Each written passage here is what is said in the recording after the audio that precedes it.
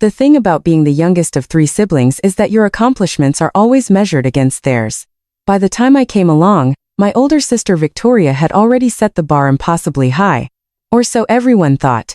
Victoria was the golden child, valedictorian, full scholarship to Princeton PhD by 26, assistant professor at Whitmore University by 29. She'd spent the last 6 years climbing the academic ladder, with the same ruthless efficiency she'd applied to everything else in her life. I, on the other hand, was the family question mark. What exactly do you do again, Rachel? Uncle Tom asked me at the annual Whitmore family reunion held every year at my parents' sprawling estate in Connecticut. He was genuinely curious, not malicious, which somehow made it worse. I work in higher education administration, I said, keeping my answer deliberately vague. Oh, like admissions. Student services. He nodded knowingly. That's nice. Steady work.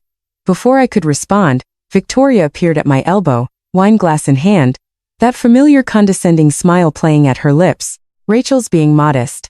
Uncle Tom, she's a teaching assistant. Or was it administrative assistant? I can never keep track. Neither actually, I said calmly. Whatever it is, I'm sure it's very. Victoria paused as if searching for the right word suitable for your skill level. Our cousin Jennifer laughed a little too loudly. She was Victoria's favorite, mainly because she hung on every word Victoria said and treated her like some kind of academic celebrity. Victoria was just telling us about her tenure application, Jennifer gushed. So exciting. A full professor at 35. That's incredibly young, isn't it? Very impressive, Uncle Tom agreed. Victoria swirled her wine. The picture of false modesty. Well, the application is still under review, of course, but my department chair is confident. I've published 43 papers in top-tier journals. My research on postcolonial literature has been cited over 2,000 times. The decision is really just a formality at this point. When will you hear back? Jennifer asked. The board meets next week for final approvals, but honestly, it's already decided. The chairman personally told my department chair that my application was the strongest they'd seen in years. I took a sip of my sparkling water and said nothing. Rachel, you must be so proud of your sister, Aunt Marie said kindly. She'd always been the gentlest of my mother's siblings, the one who tried to make everyone feel included. Of course, I said. Do you think you'll ever pursue a PhD? She asked. Follow in Victoria's footsteps. Victoria answered before I could. Academia isn't for everyone, Aunt Marie. It requires a certain level of intellectual rigor, a passion for research, a dedication to scholarship. Rachel's always been more practically minded. Nothing wrong with that. I'm perfectly happy with my current position, I said evenly. And what exactly is your position? My father asked, joining our little circle. He was a retired federal judge, a man who valued achievement and status above almost everything else. He'd never quite known what to make of me, his youngest daughter, who'd chosen a path so different from Victoria's well-lit highway to academic glory. I work at Whitmore University, I said. In what capacity? He pressed. Administration. Victoria laughed. She's deliberately being vague because she's embarrassed.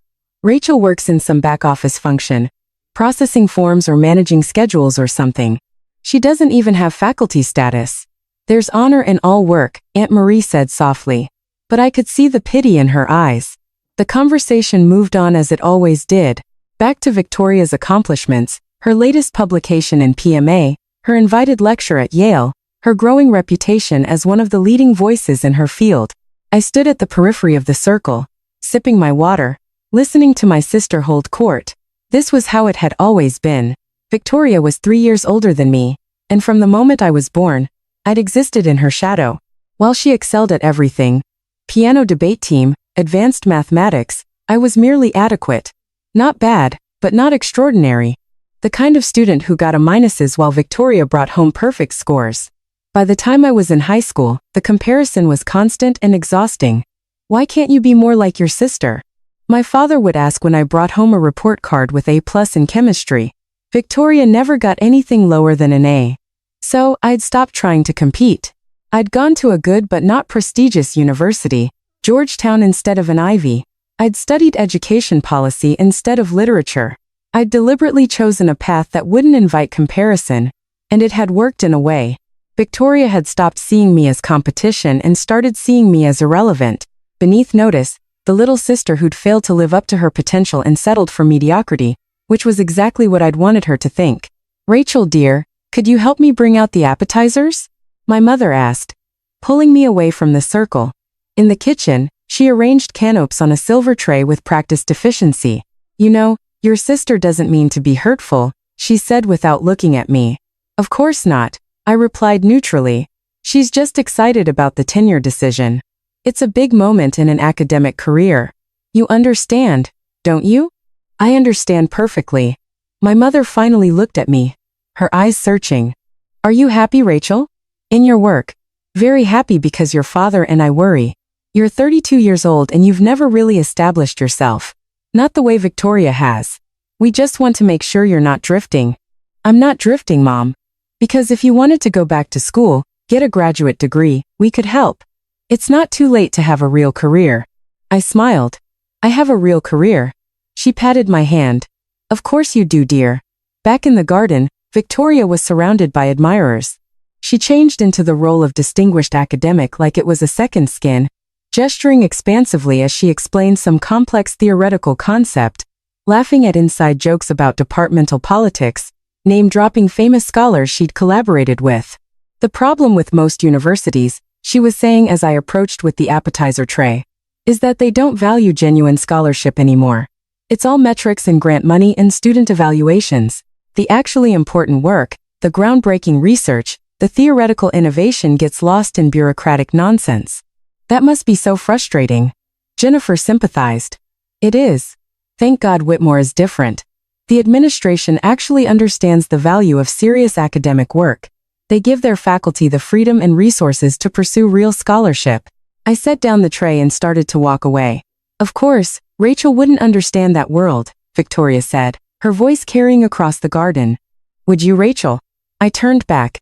Which world is that? The world of serious academia, where intellectual achievement actually matters. Where teaching assistants like you, administrative assistants, whatever you are, exist to support the real scholars, the faculty members who are actually contributing to human knowledge. Teaching assistant is your level, Victoria continued, warming to her theme.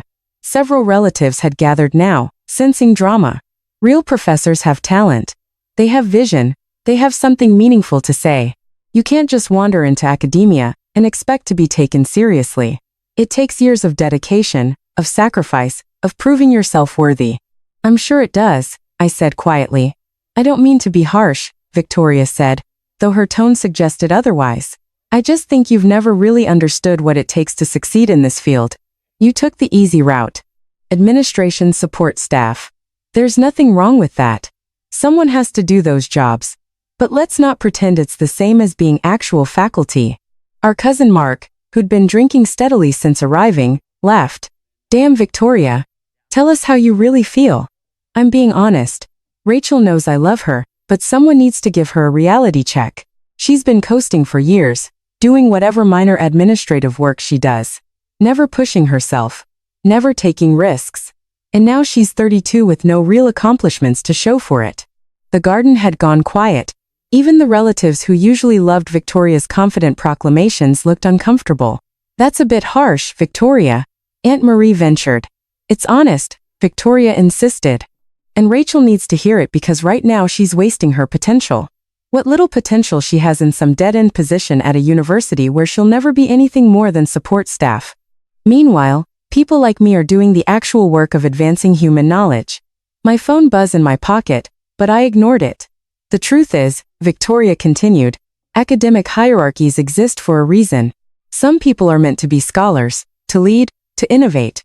Other people are meant to support those efforts in background roles, and that's fine. We need both. But Rachel needs to accept which category she falls into and stop pretending she's something she's not. What exactly do you think I'm pretending to be? I asked, genuinely curious.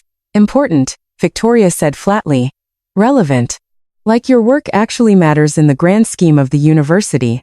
Like you're somehow on the same level as actual faculty members. Jennifer nodded enthusiastically. It must be hard, she said to me with exaggerated sympathy. Working at the same university where Victoria is such a star, always being compared to her, always falling short. I don't feel like I'm falling short. I said, of course you don't. Victoria said, "That's part of the problem. You've accepted mediocrity so completely that you don't even recognize it anymore. You've convinced yourself that your little administrative job is fulfilling, that it matters. But Rachel, and I'm saying this because I care, you're never going to be a real professor. You're never going to contribute anything meaningful to academia. You need to make peace with that." That's when her phone buzzed. Victoria pulled it out, glanced at the screen, and froze. All the color drained from her face. "Everything okay?" Jennifer asked. Victoria stared at her phone like it had personally betrayed her. Her mouth opened and closed soundlessly. "Victoria," my mother asked, concerned. "What's wrong?" My sister looked up at me, and for the first time in my entire life, I saw genuine fear in her eyes. "This must be a mistake," she whispered. "What must be a mistake?" my father demanded. Victoria's hands were shaking as she held out her phone. "My tenure application. It was denied." The garden erupted in shocked murmurs. "That's impossible," Jennifer said. "You said it was a formality." "It was," Victoria insisted, her voice rising. "The chairman told my department chair I was the strongest candidate in years. There must be some error, some administrative mix-up." She was scrolling frantically through her phone now, her composure completely shattered. "I need to call someone. I need to fix this. This is insane. My publication record is impeccable. My teaching evaluations are excellent. There's no reason." She stopped, her eyes widening as she read something on her screen. "What?" my mother asked. "What does it say?" The denial came directly from the board chairman, Victoria Reed, her voice hollow. "Due to concerns about collegiality and professional conduct." Collegiality. My father frowned. "What does that mean?" "It means," I said quietly, "that someone on the board believes Victoria doesn't work well with others, that she's difficult, unprofessional." Everyone turned to look at me. "How would you know that?" Victoria snapped. I pulled out my own phone and opened my email because I received a copy of the decision an hour ago. All board members do. The silence that followed was absolute. "Board members," my father repeated slowly. I turned my phone around so everyone could see the email signature. Dr. Rachel Whitmore, Chairman, Board of Trustees, Whitmore University. Victoria made a sound like she'd been punched in the stomach. "You're the chairman?" Jennifer whispered. "For the past 3 years," I confirmed. I was the youngest board chairman in the university's 150-year history, appointed at 29. My mother sat down heavily on a garden bench. "But you said you worked in administration," Uncle Tom said confused. "I do. The Board of Trustees oversees all university administration. We make decisions on budget allocation, strategic planning, major personnel decisions, and yes, tenure approvals." Victoria was staring at me like I was a stranger. "You've been on the board this whole time." "I've been at Whitmore for 10 years, I said. "Started as an assistant to the previous chairman, Dr. Morrison, right after I got my master's degree from Georgetown. He mentored me, brought me into board meetings, taught me university governance. When he retired, he recommended me as his successor. The board voted unanimously to appoint me." "But you never said anything," my mother breathed. "You never asked," I replied simply. "Every time we had a family gathering, you asked Victoria about her work and assumed I was doing something clerical. I tried to correct you a few times early on, but Victoria would talk over me or the conversation would move on or someone would make an assumption about my role and I just let them." "Why?" my father demanded. "Why would you let us believe you were some low-level administrator?" "Because it was easier than dealing with Victoria's reaction," I said, looking at my sister. "Because I knew that if you all understood what I actually did, it would create conflict. Victoria has built her entire identity around being the successful one, the accomplished one, the sister who made something of herself. I didn't want to take that from her." "How considerate," Victoria said bitterly. "I'm serious," I said. "Victoria, you're a brilliant scholar. Your research is genuinely important. You're an excellent teacher, but you've spent the last decade treating everyone around you, including me, like they're beneath you. Like support staff and administrators are inferior beings who exist only to enable real faculty like you. That's not." "It is," I interrupted, "and it's created problems, multiple problems, which is why your tenure application was denied." The garden was so quiet I could hear birds chirping in the distance. "You denied my tenure." Victoria's voice was barely above a whisper. "You personally denied it. The board denied it." I corrected. Based on extensive documentation from your department chair, your colleagues, and multiple staff members about your conduct over the past 6 years, I pulled up another file on my phone. Complaints from administrative staff about condescending treatment. Documentation of you referring to teaching assistants as glorified secretaries in departmental meetings. Multiple instances of you dismissing concerns from junior faculty members. A formal complaint from the library staff about your treatment of a reference librarian. That was a misunderstanding, Victoria protested weakly. There are 17 separate documented incidents. I continued, your department chair, Dr. Kim, actually recommended against tenure in her private report to the board. She said, and I'm quoting here, Dr. Whitmore is an exceptional scholar whose personal conduct makes her unsuitable for a tenure position at this time. Dr. Kim recommended against me. Victoria looked genuinely shocked, but she told me the application was strong. She told you your research credentials were strong, I said, which they are. But Victoria, tenure isn't just about publications. It's about being a positive, collaborative member of the academic community, and you've spent 6 years alienating almost everyone you work with. Jennifer stepped closer to Victoria protectively. This is ridiculous. You're punishing your own sister because of some petty complaints from sensitive staff members. I'm holding my sister to the same standards as every other faculty member, I said. Actually, I've been more lenient than I should have been.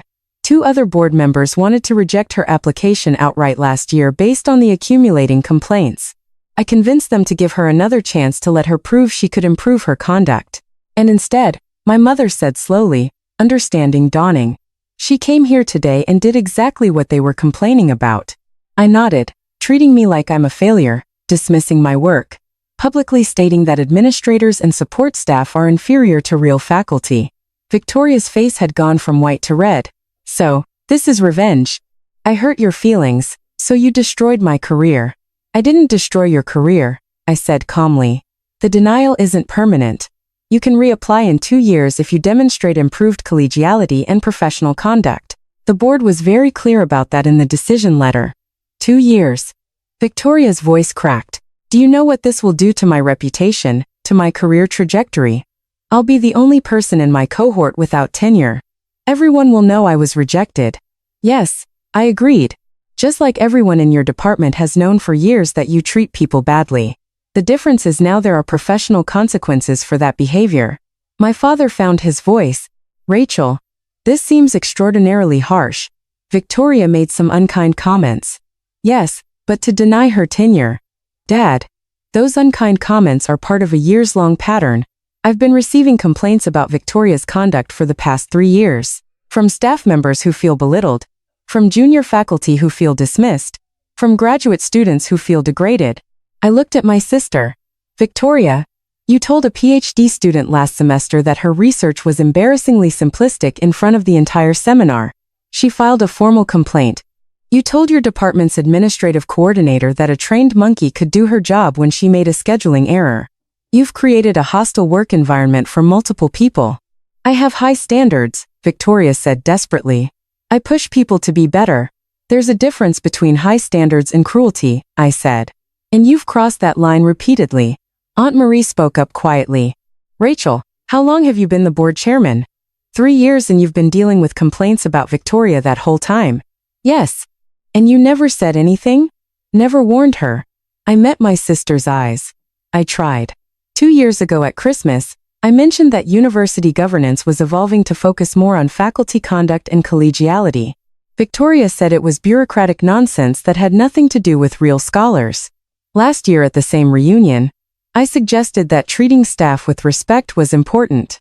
Victoria laughed and said I was too sensitive and didn't understand how academia worked. You could have been direct, Victoria accused. You could have explicitly told me you were on the board, that my job was at risk. You're right, I acknowledged. I should have been more direct. I should have forced the conversation even though you always shut it down. I should have made you understand that your behavior was jeopardizing your career, but you didn't. No, I didn't. Because part of me, I paused, choosing my words carefully. Part of me wanted to see if you'd figure it out on your own. If you'd realized that the administrative bureaucrats you looked down on were actually the people who had power over your career. If you'd learned to treat people with basic respect before it was too late. That's cruel, Jennifer said. Maybe. I agreed. Or maybe it's letting someone experience the natural consequences of their choices. Victoria has spent her entire life being told she's brilliant, special, destined for greatness. Everyone, including me, has made excuses for her bad behavior because her research is so good. But at some point, being brilliant doesn't excuse being unkind. My father cleared his throat. So what happens now? Now, Victoria decides whether she wants to use the next 2 years to demonstrate professional growth, or whether she wants to look for a position elsewhere. Several other universities have expressed interest in recruiting her, though they'll certainly ask why she didn't get tenure at Whitmore. And you'll tell them what? Victoria asked bitterly. That I'm a horrible person who doesn't deserve an academic career. If they ask for a reference, I'll tell them the truth. That you're an exceptional scholar with significant interpersonal challenges that need to be addressed. I won't sabotage your career, Victoria. But I won't lie for you either. The party had completely fallen apart now. Relatives were making excuses to leave, uncomfortable with the family drama they'd witnessed. My parents looked shell-shocked, trying to reconcile their understanding of both their daughters with this new reality. Victoria stood frozen in the center of it all, her phone still clutched in her hand, her entire identity crumbling around her. I need to go, she finally said. I need to figure out what to do. She walked toward the house, then stopped and turned back to me. You know what the worst part is? Not that you denied my tenure, not even that you let me humiliate myself at this party. The worst part is that I genuinely believed you were nobody, that you were a failure, that I was the only one of us who'd made something of herself. I know, I said softly, and you let me believe it. Yes. She shook her head slowly. I don't know if I can forgive you for that. I understand. She left and Jennifer followed after shooting me a venomous look. The remaining relatives dispersed quietly, leaving me alone in the garden with my parents. Well, my mother said eventually. This has been quite a revelation. I'm sorry it came out this way, I said. My father was studying me like I was a case file he needed to analyze. 3 years as board chairman at 32 years old. That's actually quite impressive. Thank you. Why didn't you tell us? I sat down on the bench next to my mother because it would have changed everything. You would have started comparing us differently. Victoria would have felt threatened. Every family gathering would have become a competition about who was more successful. I just wanted to do my work without it becoming a thing. But it became a thing anyway. My mother pointed out. Yes, because Victoria's behavior made it a thing. If she'd been even minimally professional, if she treated people with basic respect, she would have gotten tenure and none of this would have come out. My father sat down heavily. I owe you an apology, Rachel. We all do. We've been dismissive of your career, your accomplishments. We assumed. You assumed exactly what I wanted you to assume. I interrupted. I'm not blameless here. I could have been more forthcoming. I chose not to be. Still, he said, we should have asked. We should have cared enough to find out what you actually do. We sat in silence for a long moment. What will happen to Victoria? My mother asked quietly. Really? That depends on her. I said. Honestly, if she uses this as a wake-up call, if she genuinely works on treating people better, she can reapply and probably get tenure. The board isn't trying to end her career. We're trying to make her understand that scholarship alone isn't enough.